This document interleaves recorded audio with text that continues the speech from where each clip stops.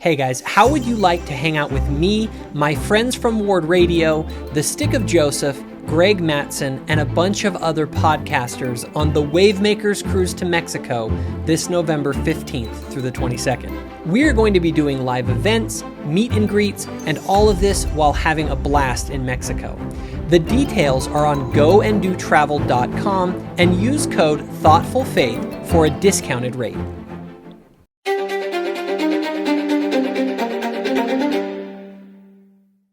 Is the Book of Mormon boring?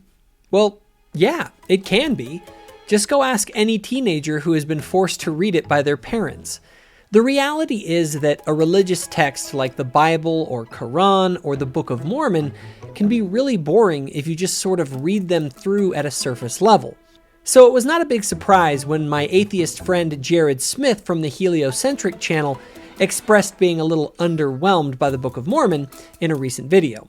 However, considering the big reaction that the video got, I decided to get together with some of my friends from Ward Radio, as well as Cade and Baylor from the All Those in Favor channel to give our thoughts.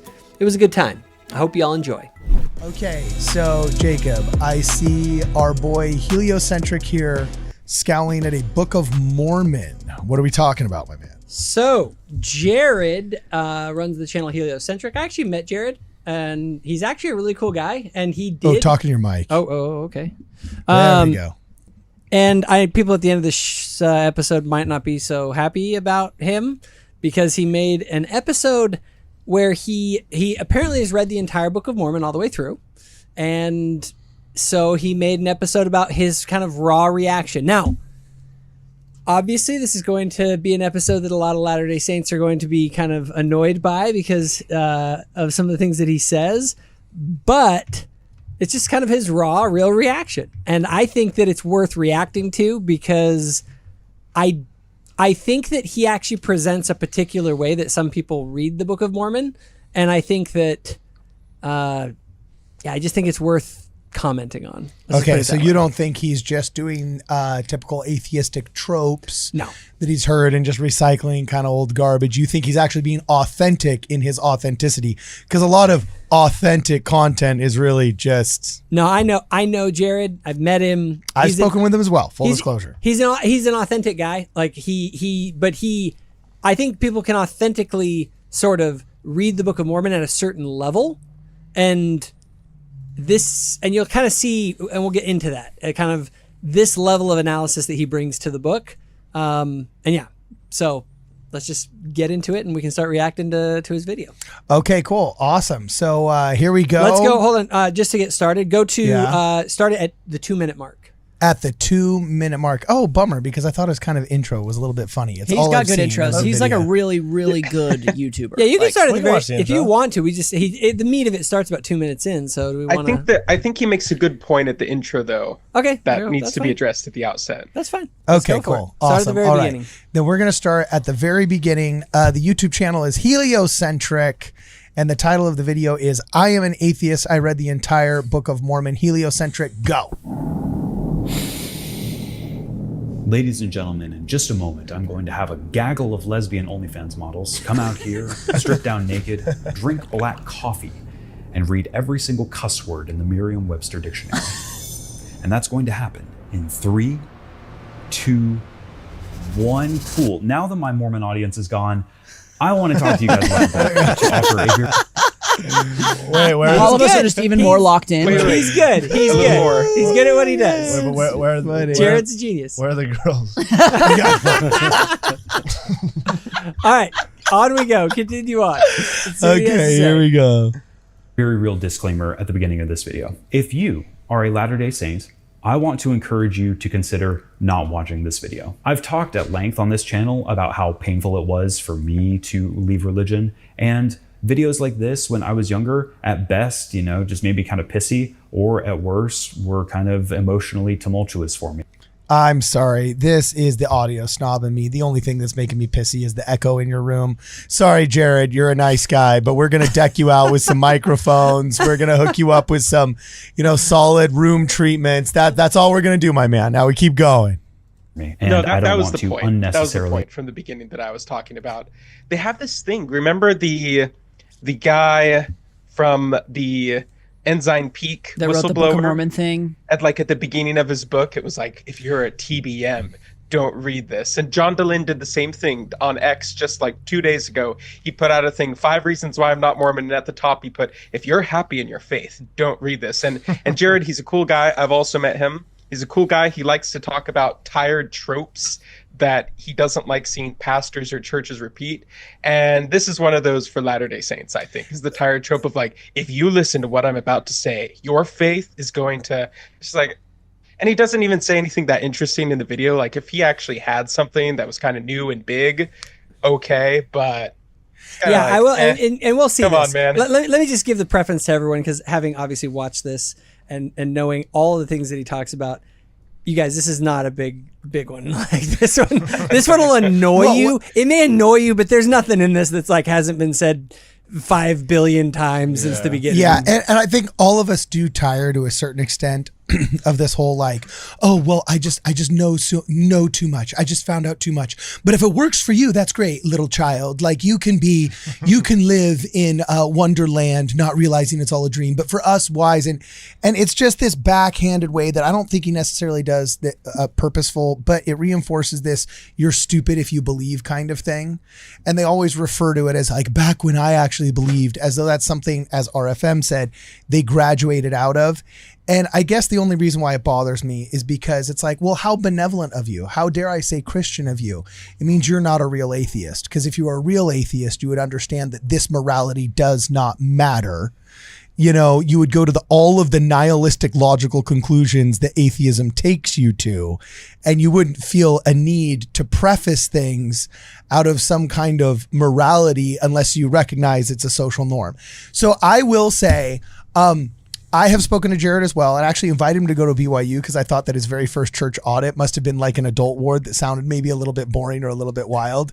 And I said, I think you'd have a much different experience if you went to church with us amongst people your age, amongst your peers.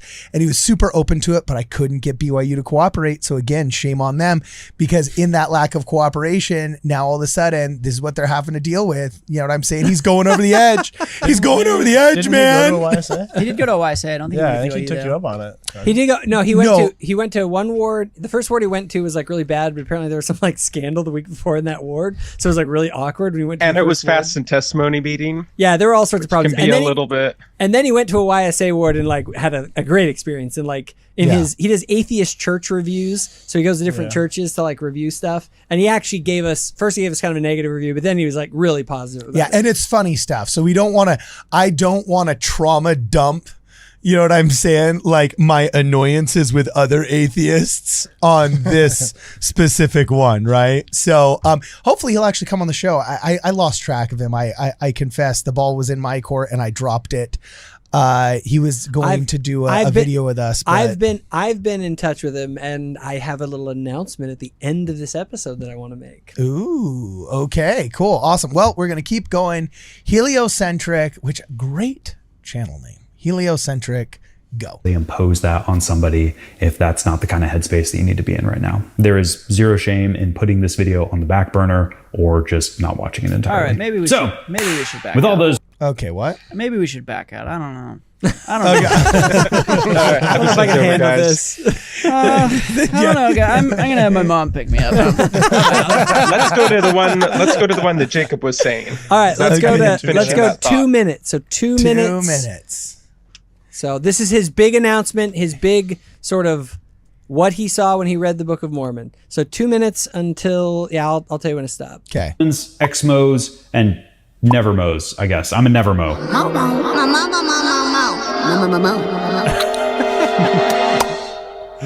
I had the privilege of reading this for the first time. Now, big old fat disclaimer. I have read this book exactly one time. I am not a scholar.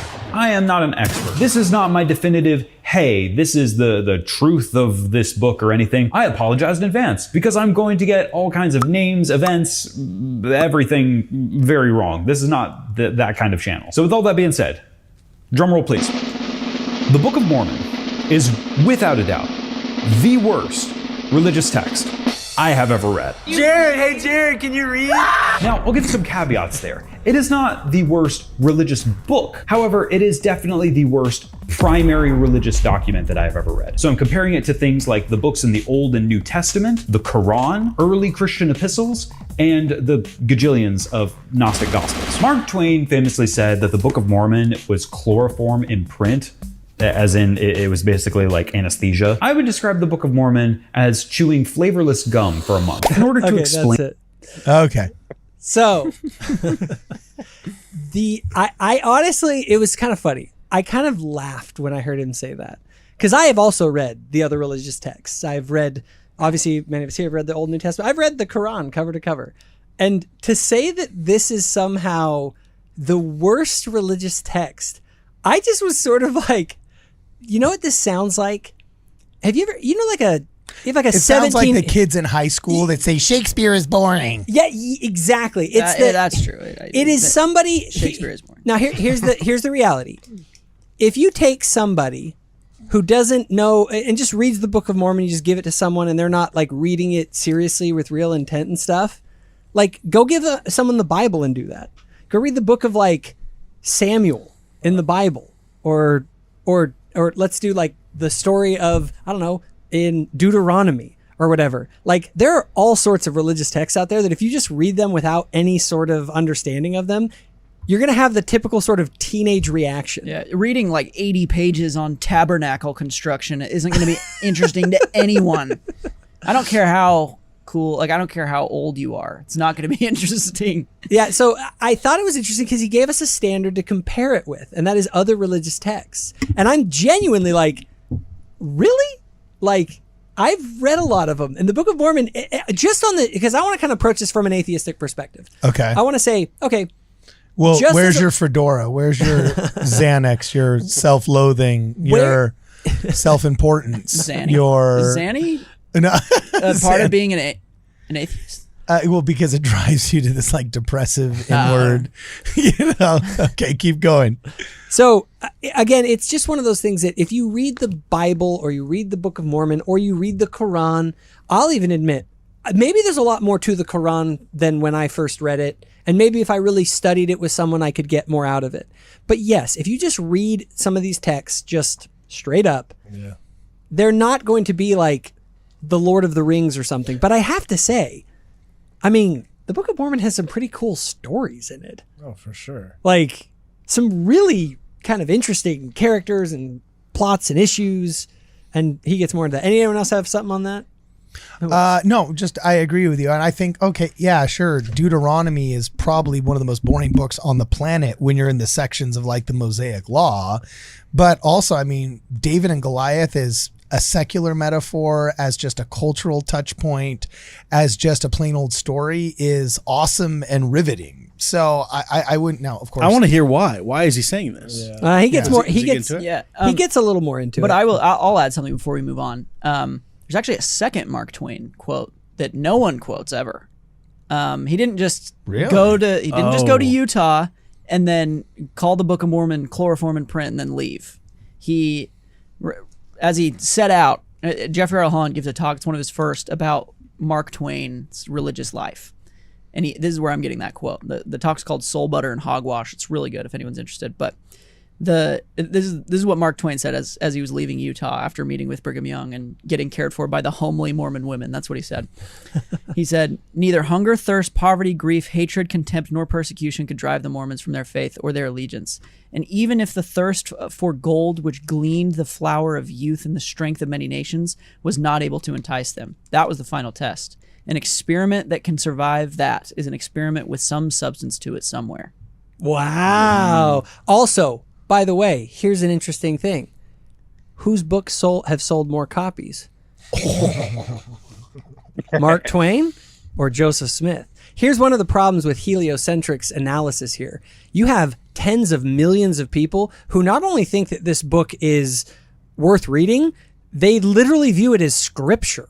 So one guy's opinion who says, "No, this is boring," is like against not only all the people who have embraced this book as something incredibly inspired and divine, but like it's also had a demonstrable effect on the lives of those people for the better. Yeah, So- did Twilight, which is far more exciting apparently, change your life? Yes. Okay. And he explains the Book of Mormon as, and we're not there yet. I'll just summarize it because we're not going to watch the whole video. But he says the whole Book of Mormon is just like the Nephites are good and the Lamanites we'll are get bad. there, we'll get and there. they're fighting, then they repent, and they're fighting, then they repent. I'm already halfway let's let to him- my point, so I'll just. Can I read Okay, one we more can Mark watch that part Twain first. We'll get to quote it. really fast? We'll get to it. before we get Amazing. onto this. I want to hear another Mark Let's hear Twain the quote. Mark Okay, Twain. this is what he said about the Bible. He says, so this is for all the Protestants and critical Christians watching who are like, yeah, Mark Twain hates the Book of Mormon, like the Book of Mormon's stupid. Here's what he said about your Bible. He said, it is full of interest. It has noble poetry in it and some clever fables and some blood-drenched history and some good morals and a wealth of obscenity and upwards of 1,000 lies. The two testaments are interesting each in its own way. So he's not a friend of your book. I And love my Mark favorite- Twain so much. And my favorite, the best is when Brigham Young owned him, because you know what happened when he went to Really? meet Brigham Young? Yes, he patted him on the head and looked to like Mark Twain's traveling companion and goes, "Is this your child, boy or girl?" That's wild. Shut up, Diddy. Brigham Young actually did that to No, Mark Twain. not Diddy. Brigham Young. Brigham Young, not Okay. So All right. let's keep going. Let's keep going. We're gonna go to 7 minutes and 5 seconds. 7 minutes and 5 seconds. Here we go. Heliocentric / modern Mark Twain. He'd probably appreciate that. Go. I just kind of assume that it's not true. I'm happy to hear you out, but I just going into it, unlikely in my mind. I don't know if Mormons really think about it in these terms, but there's kind of No, because only atheists are smart enough to climb to the precipice of self-reflection and take a look back and wonder, am I wasting my time completely? Could this be true? No, only those endowed with the with the intelligence of atheism are capable of deep thought. of an Old Testament and a New Testament portion of the Book of Mormon, because allegedly many of these books were written hundreds of years in the Americas by Jews or God-fearers or I don't know how they would describe themselves prior to the coming of Christ. And then there's a portion of the book that refers to the Americas post Jesus coming, but there's a plot twist in there. Jesus comes to America. I'll get to that in a minute. No spoilers. So what's in the Old? That was actually a pretty good graphic, and I think they should incorporate that one into the seminary videos, just like Jesus with a harp. I don't know how they would describe themselves prior to the coming of Christ. And then there's a portion of the book that refers to the Americas post Jesus coming, but there's a plot twist in there. Jesus comes to America. I'll get to that in a minute. No spoilers. So what's in the Old Testament portion? Is there anything cool? Anything fancy? Anything awesome? No! brother. No! Come on, dude. Dude. He's tweaking. Yeah. Hold on, Tweaking. keep going. I want him to finish this thought because he goes on to some Okay. more things here in this part.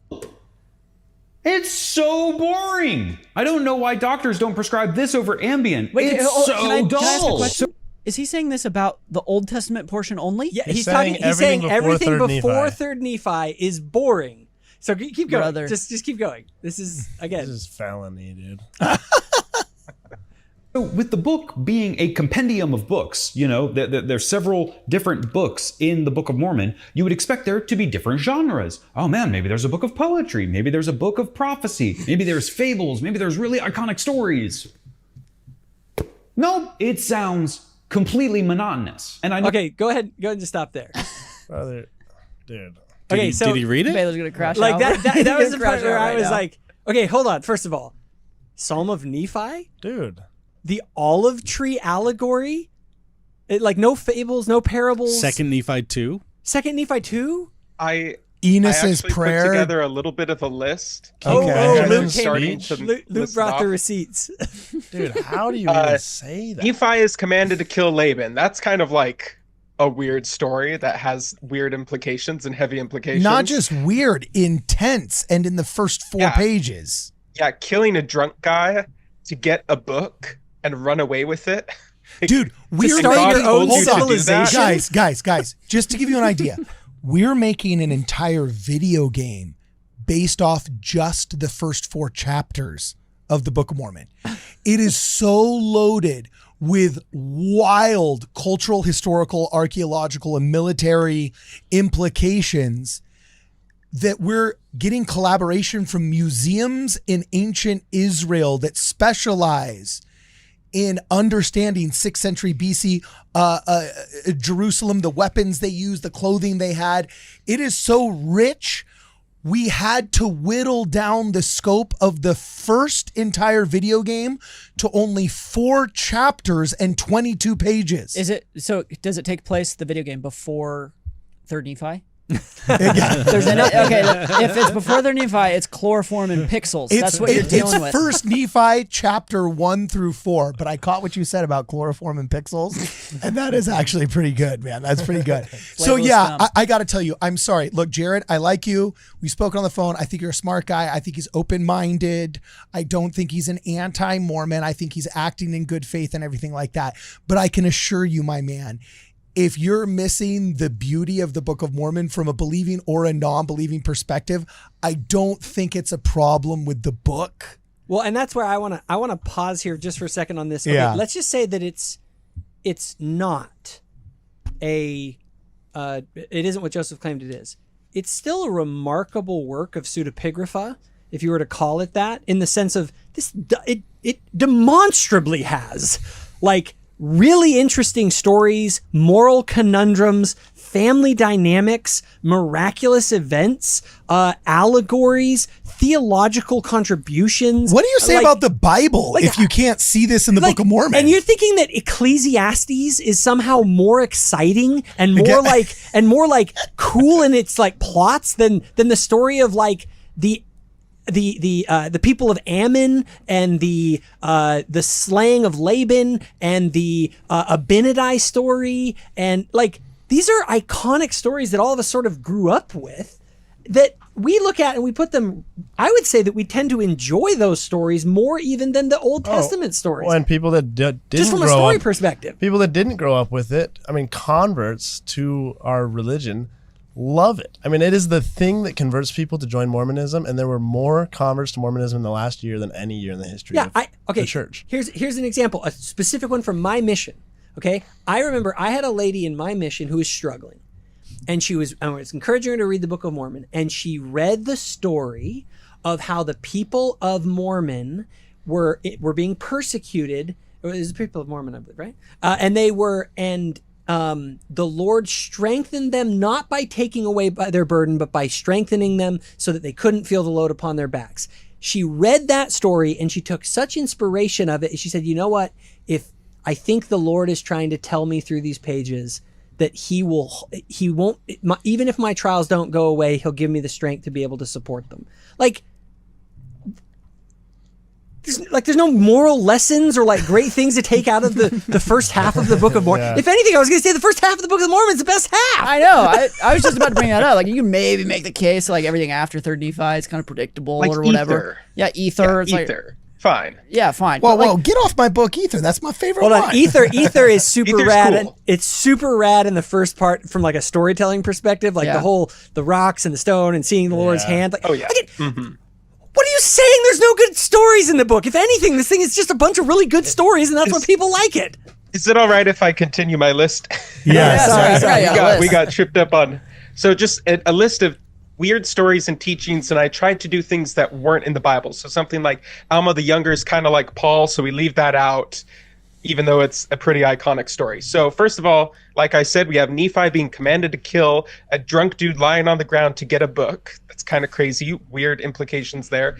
A vision of modern day America and the American Revolution, but the Lamanites are given the central focus. They're the focus of the narrative in that vision. It's a weird, different perspective that you wouldn't expect, and you don't see anything like that in the Bible. The teaching in that same vision that the Bible has been corrupted, obviously not in the Bible, obviously not in general Christianity. Immense father-son relations and teachings between the two and interactions between fathers and sons across generations and family. Not seen that much in the Bible. It's all over the place. The Book of Mormon, if you go and look through the sermons, almost every major sermon in the Book of Mormon is a father to son sermon. It's kind of wild when you start to notice it everywhere. 2 Nephi chapter 2 talks about God being like a contingent being ceasing to exist, and the and whole videos have been done on that, so I'm not even going to dwell on that too much. Same chapter, fall of Adam and Eve was a good thing. That's not in normal Christianity. Same chapter, 2 Nephi chapter 2, Adam and Eve couldn't have children while they were still in the garden. The teaching that Christ was removed from the Old Testament, with him popping up everywhere throughout the whole Old Testament part of the Book of Mormon. Jacob 5, a massive chapter on olive vineyard cultivation that parallels the house of Israel and includes the interesting picture of a weeping Lord asking what more he could have done, kind of like a regretful, sorrowful, loving God. That's a very interesting, compelling portrayal. Ammon goes to the Lamanites on a mission, becomes the servant of a king, chops off a ton of arms, and then pieces out to the stables while the king has a full-on crisis, and then comes back and converts the whole kingdom. That's kind of a crazy story. Like the story of Ammon alone, like you guys, and the whole motifs of like servant leadership to like get people to convert, not through like the will or the sword, but rather through service and love. Like what? And it didn't even say everything you said, boring. And it didn't even say wherefore, and it came to pass that Ammon did teach the king all of the things he needed to know, and wherefore it came to pass that the king believed Ammon's words, and he became it goes through their conversation point by point and like shows the strategies that Ammon uses to convey information to the king in an interesting way, a way you don't see in the Bible.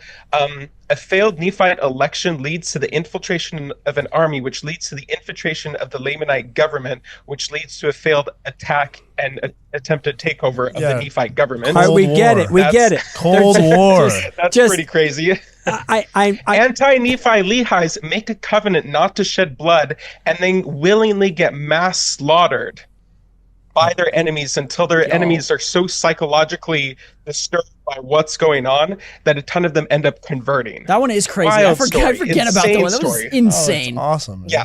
Crazy implications. Alma 32 describes faith as a scientific experiment and like puts it in the context of the scientific process. Crazy approach to faith. Awesome takeaways to take away from that. The massive destruction of the entire civilization at the moment of Christ's death, followed with 3 days of darkness preceding the coming of Jesus Christ. And then he also says that Christ doesn't do anything new. Once he comes, he just repeats the Sermon on the Mount, gives them the sacrament, and pieces out. That's not true either. It says that Christ gave a sermon that people couldn't even repeat. That's how crazy it was. That doesn't happen in the New Testament. They get all the children together, and angels come around and encircle the children with fire, and like the children get a special visionary experience that other people don't get. That's a new thing. That's kind of wild. Tells you about how God views children and childlikeness. And then Jesus comes back later to the people to solve a argument about what the name of the church will be. Like the New Testament doesn't talk about the importance of what the name of the church is. In the Book of Mormon, Jesus Christ comes back to be like, hey, cut it out, guys. My name's the name of the church. Stop arguing with each other. Contentions of the devil. And then he leaves again. That's not in the New Testament. And then, of course, the stones and everything that you talked about with the brother of Jared as well. Wild stuff.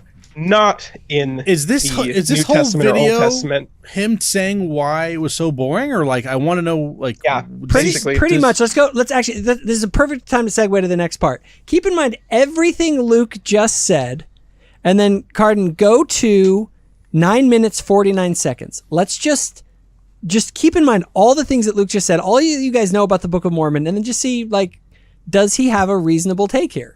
Okay, here we go. 9 minutes, 49 seconds, go. Joseph Smith, he liked military history, and he thought, how cool would it be if I had this big book of military history battles? But with all of these military battles, there's no theological depth or richness to any of it. It is the same story, and it's the same lesson. Wait, pause this for a second. Bro. Really quick, is he making a historical claim that Joseph was interested in what did he say, military This strategies? dude freaking 50 years after the Revolutionary War who didn't know war any better than any of us, instead of writing some romantic like, oh my gosh, the guns were flying and I was holding the maiden that I was rescuing. No, dude, it's freaking march, counter march, military strategy. And then he's going to say there's not different genres in the book. He just said one of the genres of the book. No, oh my gosh. No, and then we're going to say no different genres. It's like, you guys, the Psalm of Nephi, like 2 Nephi 4. Yeah, it's a beautiful like psalm in the middle of it. And then you have the chiasmus in the story of Alma 36. Sounds monotonous to me. It's like if you can't say anything about. So there's a really great book out there. In fact, Hayden, we did a little bit of review on it. Yeah, we did. We started doing it. It's called Understanding the Book of Mormon by Grant Hardy. Oh, it's so good. Yeah, it's so good. And what Grant does is Grant does a really smart thing, and actually I would recommend Jared, if you want to go back and try and maybe give it a second go and see if you can see a little between the lines of what's there, read Grant's book with it. So it's called Understanding the Book of Mormon. And what he does is he says, I'm not going to invite you guys to read the Book of Mormon as a work of scripture. He invites the reader to read the Book of Mormon as a work of literature and to analyze it through the eye of literature first. Just say, can you appreciate this book as a great work of sort of religious literature? And the reality is that he points out all these different things that, again, I don't care if you believe it or not. There is a lot to the book. One of my favorite things that he points out in the book is this.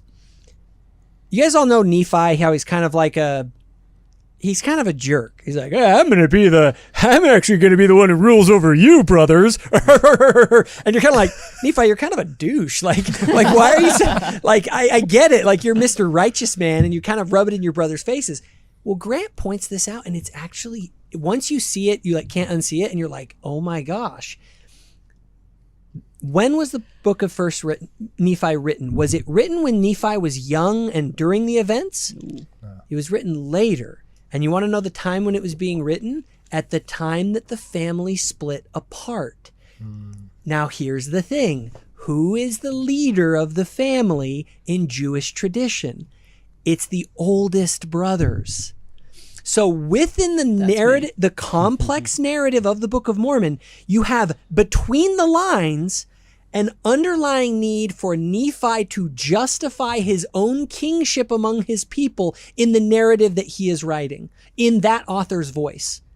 That's incredible. And it's there. Like, it's in the narrative. It's very clear if you realize that the entire narrative is meant to do two things. It's meant to provide an ethnogenesis history of, like, this is where we came from, this is who we are, and this is why I'm in charge. Yeah. You understand the entire book of First Nephi, why Nephi was writing, and then if you look at the Isaiah chapters that he inserts into the narrative, and you realize that what Nephi is trying to do is make sense of the scattering of Israel, and like, is this the end? Did God fail? And you see him using the Isaiah prophecies to sort of, when you understand the ones that he's inserting and what they say and how Nephi would have seen those, then you understand why he included those Nephi insertions or those Isaiah insertions. Yeah. Now, again, if Joseph was making all this up, that's freaking brilliant. Like, he knew the Isaiah chapters well enough to know which ones to insert that would interact in a certain way with the author of the narrative and actually convey a meaning to someone in that context. And you guys just found two unique things to crash out about, and you haven't even hit the thing that I wanted to crash out about when we first watched that clip. And that no theological significance in these wars, bro. We just talked about a war that happened because they made a covenant that they wouldn't even touch any weapons, and then they all just got wrecked, and then they feel so bad about it that it like changes the tide of the war. So like the covenant not taking up any weapons, like that doesn't have any theological significance in that story. Do you think he's just wildly confused, or like what do you think is going on in his it's brain? Kind of embarrassing. To my first thought when I see this, I'm like, this is embarrassing. Like, my first thought when someone says this, I'm like, this guy just has a hard time understanding King James English. Like, that's what I think. That's the first, and I'm not trying to say that. He's, like you said, he's read all these other texts, but I'm like, dude, if the message that you get is monotonous, it means you can't get over and it came to pass. It means you're so hung up on it came to pass that you can't read anything else in the text. Which, it's why I said, do Shakespeare next. Like, if you're going to try and tell me Hamlet has no cultural significance of import and yada, yada, everything you said about the Book of Mormon, okay, try A Midsummer Night's Dream, bro. Yeah. You know, because that's Shakespeare plays aren't even that long. Like, the one I was thinking of was Crime and Punishment. Like, I could summarize that book being like, crime and punishment, whatever. This guy decides to kill a lady, and then for 12 hours of the audiobook after that, he's just like getting freaked out about the fact that he did it and is wondering if he's going to get caught, and then he gets caught. Yeah, it's a whatever book. And like technically I've summarized it correctly, but the psychological depth that is it Tolstoy? No, it's not Tolstoy. Gosh, it's Dostoevsky, isn't it? Yeah, Dostoevsky goes into In Crime and Punishment is like where the meat is. But in reality, the story is a guy acts as a lady and then just gets psychologically freaked out about it for a huge long novel and then gets caught at the end. We could all go around and choose like a masterful work of literature. I watched and then just like summarize Les Mis for the first time, and I'm like, this is the dumbest story ever. You'd be a good atheist, bro. Oh wait, no, it wasn't Les Mis. It was Phantom of the Opera. Okay, I watched. I'm like, this is fair. so stupid. Okay, the That's music's fair. really good, but the Phantom of the Opera story is like very stupid. Yeah, it's fair. But Well, and like Jared's a huge metal fan. Jared's the heliocentric, the guy that made this video. He's a huge metalhead. I think metal is a really stupid derivative musical genre, and he might get metalheads. Don't watch this video. Go away before I critique heavy metal music. But like, of all the musical genres to like, and then to criticize the Book of Mormon for just being the same thing over and over and over again, it's kind of. I think you can now, do it with anything. You can do it with anything you want to. If you come in with the right attitude at the beginning, you can make this critique of absolutely anything. Would now be a good time for us to introduce Hymns of Doom, the heavy metal remix that we're doing of the top 7 to 11 hymns. Yeah, actually, there's one of my buddies is inactive, but he's super into heavy metal. And he ended up dating this girl, and we were going to do it about a year ago. His head got in the clouds, but now he actually married her. And so he came back to me. He's like, I'm ready to do this project again. I'm commissioning an album called Hymns of Doom that are all of the heavy metal versions of the top, I think it's 7 or 11 hymns, and it's going to be heavy metal Mormon hymns. It's going to be freaking sick. Well, dude, so that will be our peace offering to Heliocentric, to Jared. He will be able to peruse this offering and see if it is of worth and of import and depth and artistic value. Are you guys saying he does like heavy metal? Is that a thing for him? Yeah, that's it. I think he makes heavy metal music. Yeah, he writes like, heavy metal. I don't think it's like good. It's fun. It's you know fun what's stuff. crazy? It's good. As a musician, I don't like all styles of music, but it's pretty easy to see a genre of music and say, I can appreciate that for what it is. So that is pretty K-pop. I don't know if you K-pop. Or I was just gonna say, I don't know if it's hypocritical of him to say that. That's why I'm wondering, like, what did he read? Dude, seriously. Well, the thing is, I think because what he knew about it beforehand was this is another Bible. And so I think he was trying to come into it being like, where's my Proverbs? Where's my mass genocide? Where's my theological differences that are pretty jarring between the Old and New Testament? Yeah. Where's my Paul making everything more complicated than it needs to be? And instead, Mormon put together this nice, coherent book that has an overarching message. And he decided that was simplistic because he was coming into it with like this is another Bible thing. Without obviously recognizing all of the nuanced complexity that's within those narratives, within the theology. I mean, Alma 42, when it talks about God ceasing to be God, that's like theological dynamite. Justice and mercy of the divine. In fact, there's almost a critique that people say that there's so much theological sort of depth and rigor in this that there's no way it could have been ancient. That's one of the arguments. Now he makes that point later, doesn't he? Well, let's actually move on real quick because I want to go to a little bit of his at 10:40. Go to 10 minutes and 40 seconds, and it gets a little bit of his kind of overall reaction because he actually does like us. This is not somebody who like has a vendetta against Latter-day Saints. He's dope. He's like a dope dude. Yeah. Well, and you chose a very unflattering timestamp. You know what I'm saying? He looks like he's in Gladiator about to say no. So this is 10 minutes and 40 seconds of Heliocentric. I'm an atheist. I read the entire Book of Mormon. And it's so pedantic with it. And I think I'm disappointed in reading the Book of Mormon because I'm fascinated by Mormonism as a religion. I'm fascinated by the temple ceremonies. Baptism for the dead, that's a doozy of a time. The first presidency, the Quorum of the 12, what the hell is that? No, that's a hell of a time or a doozy. Not a doozy of a time. Minor linguistic check right here. There's a lot of like really interesting and unique elements to the religion that I'm really intrigued by. And then for the crux of the whole thing to just be so underwhelming, it's like, I don't know. I've got a little bit of whiplash. I'm upset. The other thing, Right there. That's whiplash. I told you about that. I'm gonna lose Oh, it. really? Yeah. So he's He's throwing us a bone. I no, appreciate it. and he is, and his thing is but this is where I kind of I don't want to dog too hard on Jared in this, simply because look, Jared, you went and read the Book of Mormon for the first time through. You just sat down. I'm sure he just kind of was powering through it. Yeah. You know what I mean? And if you just power through the Book of Mormon and don't study it, you're just gonna be like, man, this is like a bunch of wars. These Isaiah chapters are freaking just boring. It's just King James. I'll skip that. And then you're kind of going all through. of us have done that. Yes, all of us have Don't done it. try It's to pretend like you haven't. All of us have done that with the Book of Mormon. Yes, and there are, and you can do that. You can also sit down and really ponder and explore and cross-reference and think about the implications of something like God being subject to laws outside of himself, like is clearly outlined in Alma 42.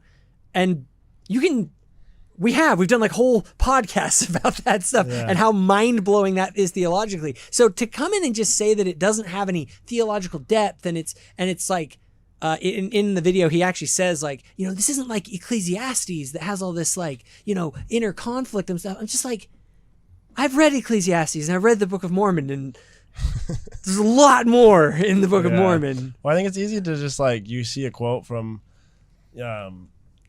whoever, Mark Twain, chloroform in print, and you just you accept this, smart people must think this. And it's it's not true at all. Smart people do not say that about the Book of Mormon. We all know Daniel Walker Howe, Pulitzer Prize winner in history, says, this is this quote, you guys have heard this, right? The Book of Mormon is a powerful epic written on a grand scale with a host of characters, a narrative of human struggle and conflict, of divine intervention, heroic good and atrocious evil, of prophecy, morality, and law. Its narrative structure is complex. The Book of Mormon should rank among the great achievements of American literature, but it's never been accorded the status it deserves. Yep. But heliocentric. He said it was boring. Even Fawn Brody. And here's the thing, heliocentric Jared, he came from being a very devout Christian.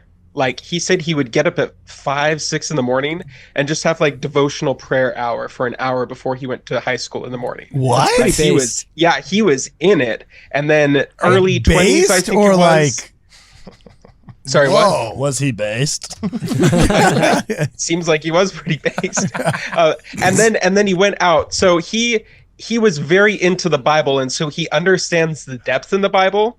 And then he comes to the Book of Mormon and he doesn't find that same depth, but he definitely did not put in the same amount of effort. Yeah. And I think he'd admit that. And so you actually see the same, Richard Bushman points out this kind of dichotomy between people who actually got immersed in the Book of Mormon versus people who kind of just did a drive-by review of it.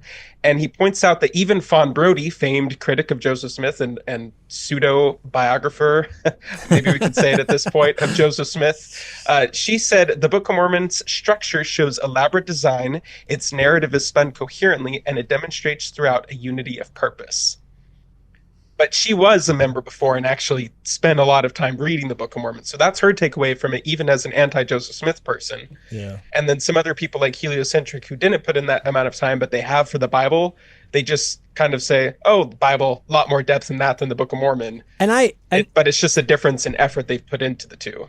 And honestly, that's kind of, if I could do anything with heliocentric, I would say, let's just slow down for a minute. I know you wanted to say I've read the entire book. Cool. Yeah. Right on. Now let's actually study what's in there. And let's get into some of the conundrums and things. And I think, and I would say, look, I'm not expecting you to believe this is divinely inspired. That's sort of a very personal thing between you and God. But I want to see if you can at least say, actually, that's a pretty cool story, or that has some really interesting sort of philosophical and or moral implications. Because I just don't see how you could read 2 Nephi 2 with its notions about creation ex nihilo being rejected and the ideas of agency and man, and not come away at least with he's got this gives you some evangelical stuff burn to think about. He's just got evangelical burn. It's just like Bart Ehrman. You know what I'm saying? Well, no, it's, you guys know what I'm talking about, right? I call it evangelical burn. What do you guys call it? Where it's just this That's guy's good. I like it. I like that. well, if this guy's waking up an hour at like 4:30 in the morning to do like an hour of devotional prayer and so on and so forth. And all of a sudden they realize that these creeds that they've adhered to forever, like sola scriptura, and the scripture actually isn't flawless. That, the long ending of Mark was most likely a scribal addition later, AKA a forgery at worst, or a mistake at best. And that, the first, 2 chapters practically of the book of Genesis are actually post-exilic and aren't the original beginnings, yet that's what we all fight over. And like, when they realize that the Bible is not this perfect inerrant thing, and they've always been taught to believe there was this perfect inerrant thing, and it was for perfection and inerrancy, that I woke up at 4:30 in the morning to pray for every single hour, that's not true. There's just this. That's pretty What good. was that? How was that? That's evangelical burn, baby. No, that's it. And then all of a sudden, that just earthquake, those shock waves, all of a sudden, in their minds or in the zeitgeist or whatever it is, it's like it's just they get this evangelical burn. Where like, because I found out that sola scriptura isn't real and the Bible's not inerrant, all religion must be false. Well, hold on. Let me do this real quick with Jared, to be fair to him. And first of all, I want to, that I never empathize with anyone. I do want to empathize very deeply with anyone who goes through You're doing something super liberal right now, bro. I'm really happy for you. I know. This is like when Robin Williams comes to his 2 uncles and says, "Can you make me a woman?" and Mrs. Doubtfire, and they're like, "I'm so happy," and they put their, they hug him. Just being nice, and Cardin's like, "You're being liberal." Exactly. Like, what? So, I first of all, I don't ever like want to dog on someone's genuine crisis of faith. And one thing about Jared is that Jared is a very sincere person.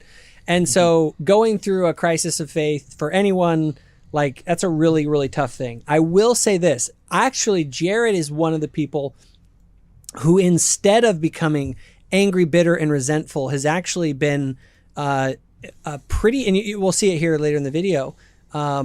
Actually, let's play this part real quick. I think I get where you're going, and I agree. Well, real quick, I just want to far better. I want to play this just because I think these next segments I think they're a good thing to see to get an idea for Jared and who he is, because I don't want people to watch this video. You can disagree and think he's wrong. I do 100% and more, but I also don't want people to get the wrong impression. So 1925. Okay, cool. So here we go with 1925. In 3, 2, 1, go. It all is to just, voice my dissatisfaction and maybe even a little bit of my cognitive dissonance, because I've met so many wonderful Mormons recently, really intelligent Mormons recently, who that was you begged and pleaded for me to read this book. And I did. And it's pretty underwhelming. And I don't say this at all to crap on Mormon people. I don't say this to make fun of Mormonism. If anything, I'm just perplexed because there's 17 million people who think that this is the most beautiful book ever written, and I want to understand that. Okay, one of the most, pause it. So that's nice. So I really do admire that, and he's pointing out the thing that I think is most important to point out. Remember, he thinks this book is boring, and there are 17 million people in the world right now and tens of millions over time, who have had their lives profoundly impacted by this book, who study it in great depth, and who find immense meaning, purpose, and value in it. And I think you are right in the sense that people get really hung up on like the King James English stuff. It's like, okay, let's just all say it. This was a translation into King James English in the vocabulary and available to Joseph Smith. Like, that's what it is, you guys.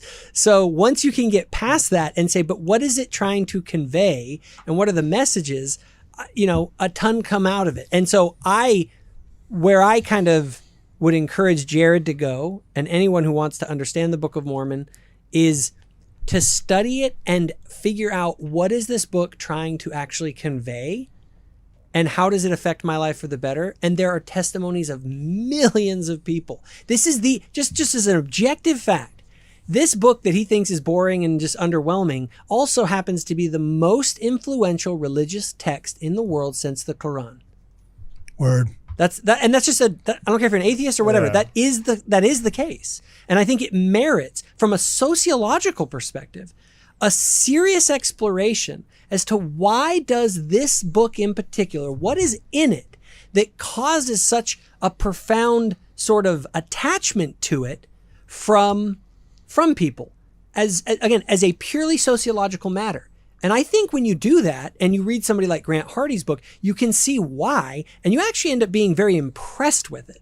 Yeah. Because it's like millions of common people read it and make significant lifestyle changes. Like everything about your life changes when you join the church. I mean, you're talking 10% of your income. You're talking no more alcohol. You're talking getting, married and having, keeping the law. I mean, these are huge commitments that people are making because of this book on the common level. And then in the academic level too. I mean, I don't know if you guys saw that whole thing about University of Vermont, non-LDS professor offering a graduate level course on the Book of Mormon as literature. You guys see that? Yeah. And it's like a legit It's like sick class that people really like. And it's like, dude, I mean, and I appreciate him being candid and being like, hey, this is me reading through it. This is my reaction to it. But it's like both in the academic sphere and on the common people sphere, people are coming away with a wildly different conclusion. And the reason it's so jarring for us is because we go on missions at 18. When I was 17, 16, I had the exact same opinion of the Book of Mormon, right? Yeah. I didn't know there was anything cool. I didn't even know Jesus was in it until, I'm not kidding, until I was 18 years old. I didn't know Jesus. I thought he was. What? I thought he was just in the Bible. I didn't know. Utah is, how do they, like, what? And so, I mean, it was a miracle. I even was reading it. I mean, it was, anyways, you go on your mission and you're like, okay, how do I do this? How do I get people to join our church, join our religion? And the whole thing is just like, oh yeah, just give them this book and tell them to pray about it. And you're like, that's it? What happens if they say they prayed about it and nothing happened? You know what I mean? It's kind of scary. And so it's like, what happens in the book? Why should I give it to him? Well, one of the interesting things here, I'm studying right now because of the documentary series I'm doing, I'm really getting into the Joseph Smith story, right?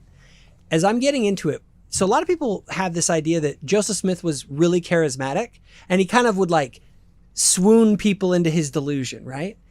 But what's really funny is that the early converts to the church, almost all of them during the first decade, they ended up being converted prior to meeting Joseph Smith. Yeah. And why were they converted? Because of the Book of Mormon. And these were not small-time converts. We're talking about Parley Pratt, Brigham Young, Sidney Rigdon. These people, before they ever talked to Joseph Smith, read that book and it transformed their lives. And these people went on to like settle the American West, found cities, make incredible sacrifices because they read this boring book that doesn't have anything in it of any substance. Yeah. And so it's just a demonstrable historical fact that this book is weird.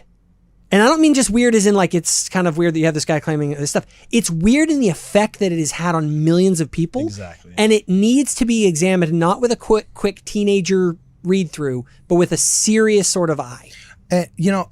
Also this whole conversation just ends up kind of exposing a little bit of a frustration that I have with this whole conversation, because he's able to, for free, go to Mormon.org, get a website. It'll even be delivered to him by missionaries if he wants to. And he can also, for free, go to our church and observe and comment on our entire congregation. He has full access to our organization, for better or for worse, to just document it or to mock it. But we can't just turn around and go to the Church of Atheism and observe its fruits and what its meetings are like. Sure, they were communists. Oh yeah, exactly, that specific brand. But it's like it's always such a one-way street, and I think, okay, well, what's the Church of Atheism do? Because right now, as Jacob Hansen brought up, it's a really good point that this is enriching the life of 16 million people right now. And who knows how many millions on top of that were Mormons past that have done great things. And this has taken them out of poverty, has taken them out of nihilism, has just improved literally utter millions of people's lives worldwide. Can you really say that about atheism? Like, are there just people right now bearing testimony to how just atheism was such a drastic improvement upon their life that, I was poor and I realized it was just a frame of mind, but then I became atheist. And now it saved my marriage. My kids talk to me again. Like that's just not there. And so for people that say they're so smart, okay, and rely so much on appeals to, their intelligence and their analyses and facts and logic and so on and so forth, they never actually do the most basic analysis of like, can I say about my belief system what they're saying about theirs positively? And if so, or if not, what does that mean for what I'm advocating? I get the clout that I'm getting online for it, or else I get like how cool it makes me feel and how smart I look and all that other stuff. But like on a deeper level, when you go below all of the noise, what does this mean for me? And the people I see that are actually thinking deep thoughts actually are not atheists. They're believers of all kinds of different religions, not just ours. Okay. Yeah, and I would say this too. Actually, let's do this just to wrap it up. Okay. Let's go because I have a little special announcement for everyone. Okay, hit it. But I think I want to listen to this last part first. 21:30, 21 minutes and 30 seconds. We'll just watch that to the end. Those are his final words, and then I want to give a little bit of an announcement of something interesting going on with this situation. Cool. Here we go. There are a ton of really intelligent Latter-day Saints out there who are chomping at the bit, ready to correct all the places where I was wrong or give a retort or a response to all the areas where they think that they can answer some of my questions. Guilty as charged. And I'm here for it, man, because I'm an idiot with a big mouth, but I don't want to shut down discussion. Again, I'm sure I got some details wrong. Please forgive me. Turn the other cheek or something. But I hope that you guys can see my heart in this, because this is not, again, like some big, epic takedown of the Book of Mormon and why I think that it's not true. My intent is to give honest feedback to the 10 or so Mormon missionaries that I've talked to over the years. They've each individually asked me to read the Book of Mormon, and I've finally done it. And I feel like I can't continue to have a productive and healthy conversation with them unless I first air out my list of grievances about what I really think about this thing. This feels so bizarrely weird to say, but over the past maybe 2 years, I've really developed a love for both the Latter-day Saint and ex-Mormon communities for like very different reasons. But I appreciate and value them both. And I hope that in, griping about some parts of this book, I'm not advocating for people to bully or crap on Mormons. I've got some. Don't worry, the Exmos will take everything you say and run with it, but the active Latter-day Saints won't. So, and I shouldn't say Exmos, the Exmo anti-Mormons, especially on r/Ex-Mormon subreddit. So, do we keep going? Yeah, keep going. Finish going. Okay, all the way to the end. Yeah, let's finish. Some hangups with this book, but I've consistently had really wonderful encounters talking to my Mormon neighbors, and I would love to continue those conversations. I've spoken my piece. I've said what I needed to say. The floor is yours. I'm happy to listen. And if you're a never Mormon, I would highly encourage you to read the Book of Mormon. If you're on a time crunch, I would say just read the Book of 3rd Nephi. See the hubbub about Jesus having a second ministry in the Americas. Mormonism is not going away anytime soon. It's one of the fastest growing religions in the world, and it is a religion that has dramatically shaped the landscape of American religiosity, and it will continue to do so. I am so fascinated by this group. And even though I disagree with Latter-day Saints on maybe everything, I am still grateful that they are here. Not on heavy metal! Not on heavy metal! And that they are people who are trying to make sense of the universe and life and everything in it. And for that, I'm grateful for them. So, my name is Jared. I'm an atheist. Oh, I guess this isn't an episode of Atheist Church Audit. My name is Jared. I'm an atheist. Read a book. Okay, cool. Mormon, that was I cool. think is what he said. He's a after dope that. dude. He's so sick. He's super cool. Good I vibes. really like Jared because he's genuine, and he gave his genuine feedback. We gave our genuine reaction to it. And he wants to kind of continue that conversation. So before I even had heard about this, it was funny. So we have the Wavemakers cruise coming up this fall.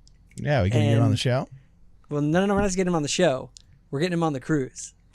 Thoughtful Faith is officially sponsoring Jared from Heliocentric to join us on the Wavemakers cruise. The intention of this, honestly, is just so that he can hang out with us. We're just gonna bore him to death on the cruise. Just gonna bore him to Read death. him the Book of Mormon. It's not to debate him. It's not any of that. I think what happens is that I think that, and I told Jared this. I said, the reason I want to sponsor you to come. Oh, well, it's funny. This was before he made the video. And then he said to me, he's like, hey, I know you want to invite me on this, but I'm about to release a video. Like, are you sure you want to do this? And I was like, let's see the video, and then I'll see. Like, just to see, like, is it done in the right spirit? And it was. And so I reached out to him immediately after I saw it, and I was like, it was actually funny. I texted him. I was like, how could you do that? Like, like, no way. Like, it's over or something like that. And then I texted, he's like, I'm just kidding. And he's like, oh my gosh, I was freaking out. So I was like, no, Jared, like, you're good. And by the way, I wanted to tell him, like, you ever seen that thing where, like, everyone hates Latter-day Saints, but we like everybody? Yeah. And it's I say it's the cross that we have to bear because it's like this cross shape on the graph. Yeah. And, I'm kind of like, Jared, like, that's who we are. Like, you can crap on us. I'm still going to be your friend. But here's my thing. And I told him this specifically. I said, I'm very interested in when I find somebody who's a good faith actor, I know what'll happen if they come and hang out with us. Yeah. They may not join our church, but they'll turn around and go back and they'll look at those people who attack us unfairly and that kind of are the bad faith actors, and they'll speak out against it. And if we can get atheists like Alex O'Connor, who I think is a good faith actor, and others to be genuine sort of critics and be willing to sort of call out double standards and other people who treat us unfairly, I think that improves things. So that's why I wanted to invite him on the cruise. So, hey, everybody watching, go sign up for the Wavemakers cruise, goanddotravel.com, and you can join us and Heliocentric. Don't debate him. Don't get in an argument with him. Just hang out, be his friend, and we can all hang out in Mexico together. Okay, actually, while you're... Oh, sorry. What do you have to say? I was going to say almost all of us, because apparently anyone gets invited on the cruise nowadays except Katie. Hey, I'm not. Let's do our own cruise. Now, the cruise is cool and all, and the cruise really is cool and all, but when are we going to get this guy to General Conference? Like, I don't even want him to come to General Conference so that he can have a really good experience and make a good video out of it. I literally just want to know what he would think about it. I worry if the Book of Mormon bored him to death. I'm very curious. Yeah, hey, conference would kill him. Oh my gosh. Yo, Jacob, I got a question for you, bro. Yeah. Okay, so you and I both know the Go and Do Travel guys, and here's the Wavemakers cruise, LDS Podcasters cruise. You got Quick Media, Thoughtful Face, Stick of Joseph, Jasmine Rapidly, Plain and Precious Things, 52 churches in 52 weeks, and Ward Radio on bottom. Gee, thanks, guys. It might be alphabetical. But I'm sure it's alphabetical. It is. It's totally alphabetical. No, it's not. Or else maybe 52 churches in 52 weeks would be on top. Yeah. You know what I'm saying? Yeah, and Thoughtful Faith would be after Stick of Joseph. I'm not good at alphabetical order. So we they don't like you. We got problems. Go and Do Travel. We got problems. But we should actually see if he can't do a presentation and be one of the speakers. We should do a debate or something, because there's a spot missing on that lineup. Jacob's don't go debate him. Cardin's like, let's get him to do a debate on the boat. No, I do. Maybe I'll do that. Maybe I'll talk with him and see if there's something that we can do. Some sort of an exercise, like a panel discussion would be cool, or something where he's part of it and on a topic that is relevant. I don't know. I got to think about it. I'm open to that, and he'll have to defend heavy metal to all the boomers that still think it's not music. That and rap. Is he gonna make content on the cruise? I don't know. Because that's a crazy thumbnail. Like, I got invited on a Colts exclusive cruise party. That's like, whoa. So he has said that he probably will make some sort of a reaction to like hanging out with a bunch of Mormons on a cruise. It's such a bizarre idea. Like, if I came in and I was like, hey guys, you guys know I'm going on the Jehovah's Witness cruise? You'd be like, what? Dude, that's what I'm talking about. That's why I was like, let's sponsor this, dude. Yeah. Like, in fact, I want to get all sorts of people to come and hang out with us. Here's my thing. I went to a BYU school, and what I realize is whenever you have someone who's a non-member that's a good faith actor who comes and hangs out with us, a big group of like, kind of thinking and little guy. Oh, sorry. And good like Latter-day Saint people, they end up coming away with an impression that's been made. So that is something that I'm hoping will happen with Jared. I think he already has a good impression of us. I'm thinking this will just take it to another level. And yes, I agree, Luke. I think it'd be super cool if he gets to know us and then wants to come and go to a general conference and give his feedback on it. Like, I think all of those things. Jared, it's in October. Yeah, do it. Come and hang out with Take the us. money that you made from the ads on this massive viral video that you made about the Book of Mormon and use it to travel And if you out become a member of the to Salt church, Lake we're City. actually paying influencers now. Yeah, So dude, you're gonna make a lot of money. You have no idea how much we're all making in this room. Yeah, dude. Like the cruise is the least of it, man. Like, you have no idea. dude. Let's take him on Trek or something. I feel like that'd be By the way, dude, fun. Jared If on he doesn't Trek would be understand electric. if he doesn't understand the nature of that joke, he's probably like, "Wait, what? They make a lot of money as influencers?" Oh yeah, he probably doesn't get it. He probably doesn't know what Trek is either. And to that I say, come and see. No, that's I'm 100% in agreement that when people are curious about us, I just want them to sort of come and see what we've seen. Go on things like Trek, go to conference, go on this cruise, like kind of get an idea for like who we are. And here's what you'll come away with. You'll either come away being a member of the church or you'll come away as a friend. And either that's wonderful for me. Okay, awesome. Baylor, you got the biggest smile here today. Would you like to do our outro? Hey, I'm happy to. Thanks for watching our reaction to Heliocentric. Before you go, make sure you check out the shop, wardradio.com. What we got in there? We got the hat in there. We got probably some. The Wavemakers cruise, the Muslim jungle No, safari. Actually, though, the Wavemakers We got all sorts cruise. of stuff. I don't think other guys heard that one and got how good that is. Yeah, hop on that cruise. And For this and more. yeah, for this and more, wardradio.com. All right, rock on.